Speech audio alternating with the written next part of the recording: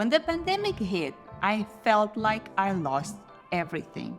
The business collapsed, income vanished, and I was pregnant with my second child with no official safety net. This isn't about perfection, it's about what I learned rebuilding my life.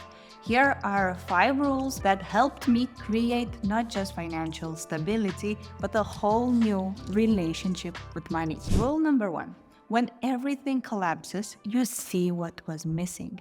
When my business disappeared almost overnight, I faced uncomfortable truths. My then husband and I had completely different approaches to money. I felt anxious about our lack of reserves, while he believed everything would work out without a plan B. We rarely discussed these differences openly. The restrictions during those early pandemic days were profound. Every purchase decision became weighted with stress. Without savings or backup plans, we had to build a beautiful house with no foundation. Here's the truth. We weren't financially unstable because of the pandemic. We were unstable because we never prioritized stability or aligned our financial vision. The pandemic just revealed what was already true. Most of us only think about plan B after plan A burns down. But you don't have to lose everything to build something stronger. Just start with honest assessment. If your income stopped tomorrow, how long would you survive? Do you have multiple income streams or depend on just one? Are you building assets or just earning paychecks? What financial conversions are you avoiding? Rule number 2. Financial chaos often starts in childhood.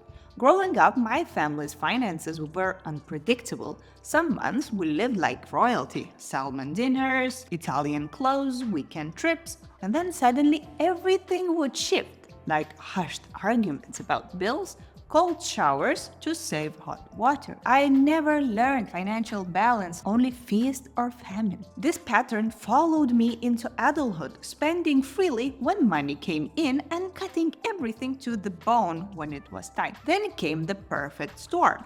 COVID hit. While I was pregnant with my second child, I gave birth in June 2020 in the middle of global uncertainty, with a newborn, a toddler, and finances hanging by a thread. Those first weeks with my baby should have been about bonding. Instead, they were clouded by financial anxiety that triggered all those childhood patterns. Only now, with 2 children depending on me. The insight that changed everything is that money trauma doesn't always come from poverty. It often comes from unpredictability, not knowing how to create stability. These patterns become most dangerous during vulnerable moments, like bringing new life into the world during the pandemic. Healing my relationship with money meant acknowledging emotional triggers around finances, creating consistent financial routines, redefining what security feels like, practicing financial self-compassion. Rule number 3, growth begins when you're willing to be a beginner again. When I realized my previous business wasn't coming back, I made the difficult decision to shift into a completely different work environment. I stepped into a new professional sphere, one where I had limited experience and where everything felt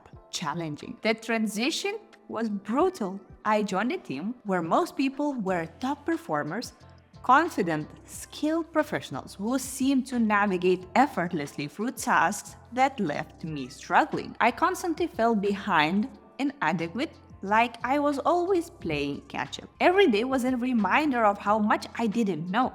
Despite working incredibly hard to build my career in this new field, life had more challenges in store. Just as I was trying to find my professional footing, my personal life began unraveling. I started going through a divorce. There I was.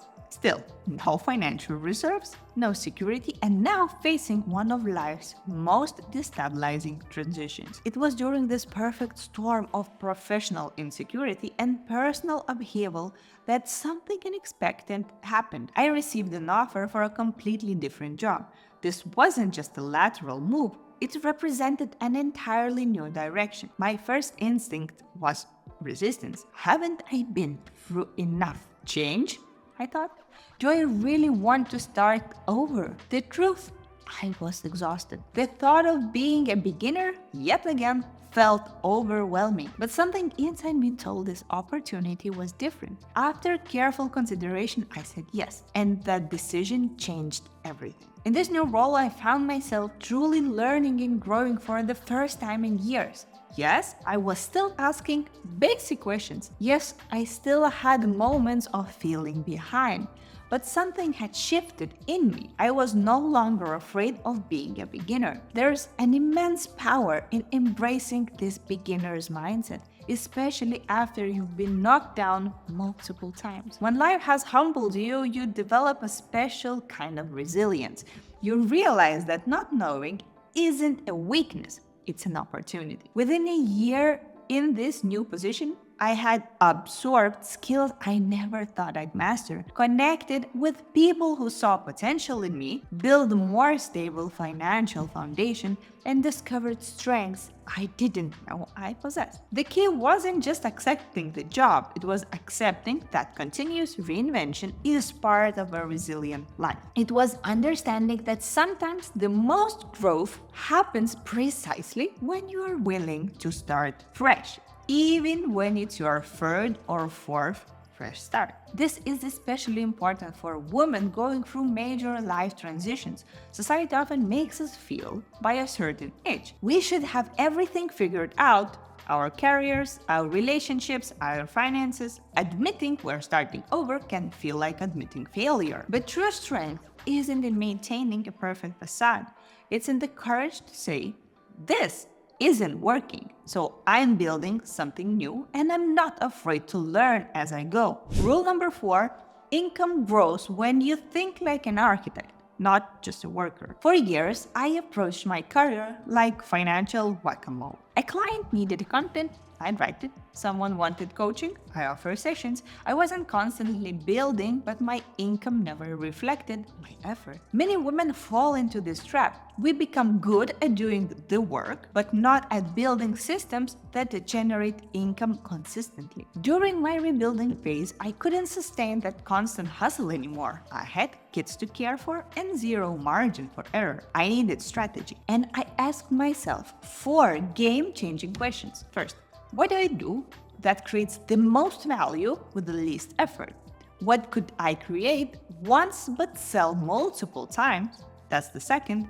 The third one, what work could be systemized or delegated? And the fourth one, what offers consistently attract the right clients? These questions transformed my approach. I have since multiplied my income by 8x, and it's still growing. Not by working more hours, but by working on the right things. Here's what changed. I stopped doing everything and focused exclusively on my zone of genius. I created assets instead of just delivering services. I surrounded myself with inspiring people I could learn from, and I learned to recognize and prioritize high-value network where I actually feel energized. The insight, money doesn't reward the busiest person, it rewards the most focused one. Think about it like building a house. You wouldn't randomly pile materials and hope the structure emerges. You'd start with a blueprint. Women often excel at responsive, nurturing aspects of businesses. How to create true financial stability, we need to balance this with a strategic design. Rule number 5, you don't need more money, you need to use money differently. For years, I believed, when I have more money, then I'll start saving and investing. This mindset wasn't just wrong, it was backwards. During my rebuilding, I discovered it's not how much money you make that creates security, it's how you use the money that you have. The key shift was treating money as something to deploy strategically, not just spend. Here's what it looked like in the practice.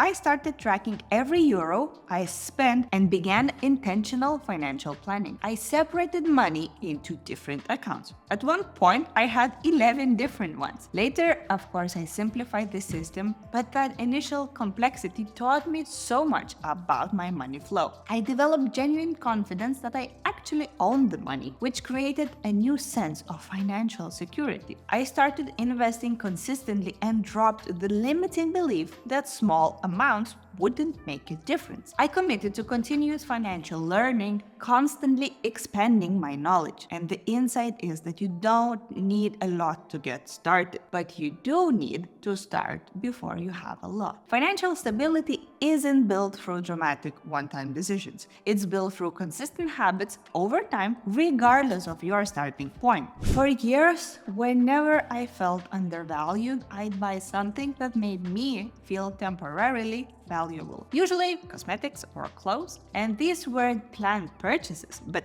emotional responses to moments when my sense of worth felt threatened. I realized I was investing in the appearance of value rather than actual value creation. Our culture encourages women to invest heavily in external presentation while discouraging similar investments in our financial future. During my rebuilding, I redirected some of this energy, and instead of buying expensive lipstick whenever I felt insecure, I started buying ETFs. Instead of investing only in clothes that made me look valuable to others, I invested in financial education. And instead of seeking temporary confidence boosts, I sought lasting confidence from my growing security. Real glow comes from knowing you are secure, not just looking like it. So next time you feel that impulse to buy something to feel more valuable, pause and ask, could I invest in my actual value instead? You don't have to be special to create financial stability. You don't need rich parents or perfect timing. What you need is the capacity to learn,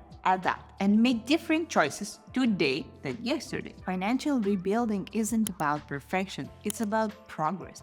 One better decision at a time until those decisions become habits that create your new reality. With each step, you build more than wealth. You build confidence, options, and freedom. You don't need to know everything today or transform overnight. You just need to be brave enough to start. Thank you for watching. Thank you for your time, and see you in the next one.